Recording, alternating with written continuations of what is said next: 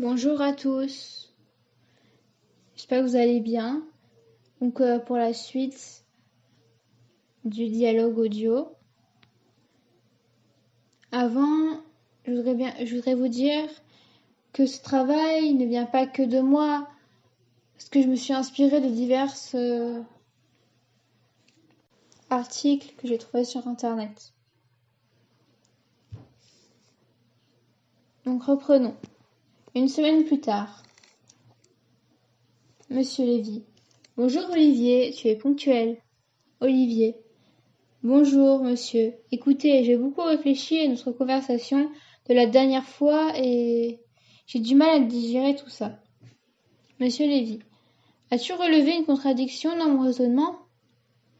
Olivier. Non, et c'est bien ça le problème. J'ai bien réfléchi à votre démonstration, le don de la Bible en présence de millions de témoins, la transmission comme vous l'avez dit, c'est assez plausible, logique presque, irréfutable. C'est ce qui me dérange. Pourquoi tout le monde n'adopte pas votre vision des choses si elle est si vraie? Que disent-ils selon toi?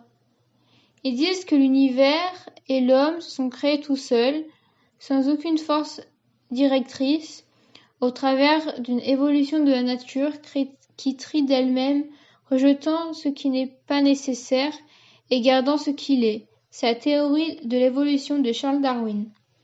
Monsieur Lévy. Laisse-moi te poser une question. Si tu te trouves en randonnée, seul dans le désert, et que tu découvres sous une des dunes de sable un appareil photo numérique d'un écrit, quelle sera la première idée qui te passera par la tête? Olivier. Que d'autres sont passés par là avant moi et qui l'ont perdu. Monsieur Lévy. Et si je te contredis et que je déclare que cet appareil s'est créé tout seul, tout d'abord les microsystèmes électroniques internes, puis leur assemblage exact avec le diaphragme, l'objectif et l'obturateur, ensuite les connexions avec la coque de plastique externe et sa forme savamment sculptée, et que tout ça s'est conçu via des modifications aléatoires étalées sur des millions d'années. La matière presque s'est créée toute seule, puis des mini-séismes ont bougé, chaque partie pour l'encadrer exactement où elle avait besoin de s'encadrer, et toutes sortes de hasards précis de la sorte. Qu'en penses-tu, Olivier? Honnêtement, cela me paraît impossible. Monsieur Lévy. Pourtant, d'après toi, le parfait architecte du monde, qui nécessite infiniment plus de précision qu'un simple appareil photo, est le fruit du hasard? Prends l'œil, par exemple. Placé en sûreté dans une cavité osseuse proéminente, il est protégé de chocs. Il est pourvu d'une paupière qui se rabat automatiquement quand un objet s'en approche et qui se rétracte opportunément quand il est inutile. L'œil baigne constamment dans un fluide antiseptique et calmant fourni par les conduites des larmes. Les sourcils interceptent la transpiration et les cils empêchent le corps étranger de pénétrer. La couche blanche extérieure du globe oculaire est solide pour protéger l'œil et préserver sa forme contre l'élongation et l'aplatissement, ce qui endommagerait la vue. La pupille de l'œil est noire à l'image d'une caméra pour pouvoir absorber l'accès de lumière qui rendait l'image floue. L'œil est pourvu de lentilles cristallines et d'un fond écran, la rétine, sur laquelle l'image est projetée. Cet écran est composé de 9 couches contenant plusieurs millions de bâtonnets et de cônes et un labyrinthe de fibres nerveuses d'une complexité étourdissante. La pupille se dilate dans l'obscurité pour permettre le maximum de lumière et elle se contracte au soleil pour exclure l'accès de lumière. Mis à part son ajustement automatique à l'intensité de la lumière, l'œil possède un autoréglage du foyer pour s'ajuster aux distances. Il prend des photos couleurs et exerce un mouvement de rotation pour fixer l'image dans tous les sens. Nous n'aurions pas assez de temps pour énumérer les merveilles de ces organes. Olivier. Oui, c'est vrai que l'œil est un organe fascinant.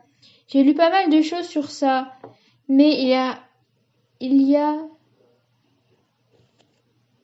monsieur, certainement une explication rationnelle à la formation de l'œil. Monsieur Lévy. Cela n'engage que toi. Même le père de la théorie de l'évolution lui-même, Charles Darwin, a écrit dans son livre que l'œil s'avère être un sérieux problème à sa théorie. Compte tenu du fait que les éléments qui constituent l'œil doivent être simultanément assemblés, sans quoi l'œil est invalide, or, la simultanéité est la marque d'un assemblage intelligent et non pas aléatoire. Olivier. Je sais, il a écrit ça dans le chapitre Les difficultés de la théorie. Monsieur Lévy. Plus que ça, il déclare que si sa théorie est juste, il devrait se trouver dans la Terre toute forme transitoire qui témoigne du passage d'une espèce à l'autre sous forme de fossiles, c'est-à-dire des millions de fossiles de forme de transition.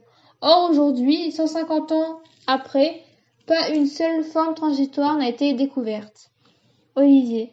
Alors là, non, je vous arrête tout de suite. Les scientifiques ont découvert un grand nombre de fossiles de forme transitoire et ça fait la une des journaux. Monsieur Lévy. Ça fait la une en son temps, mais bien vite ils ont démontré que tout n'était que supercherie. Olivier. Vous avez des exemples? Monsieur Lévy. En décembre 1912, une nouvelle retentissante, une forme transitionnelle a été découverte à Piltdown en Angleterre.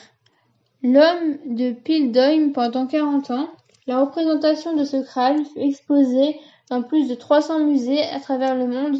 Des générations entières de scientifiques ont fondé leurs travaux dessus jusqu'à ce que le 21 décembre 1953, l'affaire éclate au grand jour. L'homme de Piltdown n'était qu'une supercherie. Il s'est avéré en réalité qu'on avait assemblé une mâchoire d'orang-outan avec un crâne humain. La supercherie fut dévoilée par l'un des directeurs du British Museum, qui avait soumis le crâne à un réexamen plus approfondi, en présence de 2 professeurs de l'université d'Oxford. Les traces de fluor présentées dans les os de l'homme de Piltdown étaient incompatibles avec l'âge qu'il avait donné.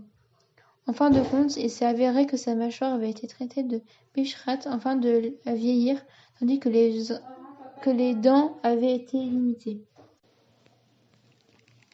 Si tu veux un autre exemple, en 1922, Henry Hobsbawm déclarait avoir mis la main sur un fossile transitionnaire découvert au Nebraska.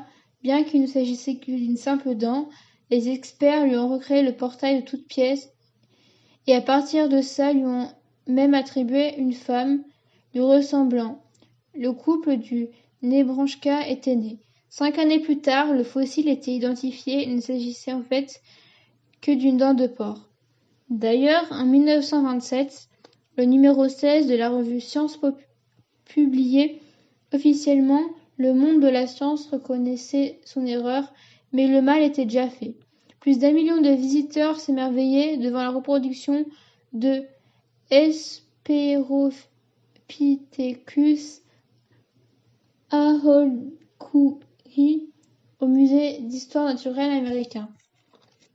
Olivier. C'est sûr que la dénonciation de la supercherie a fait moins de bruit. Monsieur Lévy. Tu comprends, ce sont des centaines de millions de personnes à qui on a menti, leur faisant croire que la théorie de l'évolution était fondée. Ces gens-là ont pris ensuite pour apostolat des bases que cette théorie est vraie. Scientifique ou pas, c'est dur de revenir sur ces croyances. Vous avez l'air d'en connaître un rayon. Pourquoi vous êtes passionné par la paléontologie? Monsieur Lévy. Ce qui me passionne, c'est la vérité. Un croyant est toujours en quête de vérité. Ce qu'on recherche quand on étudie la Bible, elle n'est pas étrangère à la science. En tant que plan du monde, elle contient tout le savoir, la science ne peut donc que la confirmer. Du moins pour les scientifiques honnêtes qui, comme nous, recherchons la vérité. Olivier. Il y aurait donc tant de tricheurs dans la communauté scientifique? Monsieur Lévy. Attention, chez les scientifiques, il y a aussi des gens droits et honnêtes qui sont soucieux de la vérité. Mais malheureusement, leurs voix ne sont pas toujours entendues. car moins médiatisé. Si tu veux bien, on en parle une prochaine fois. Olivier: oui, ça m'intéresse beaucoup. La semaine prochaine.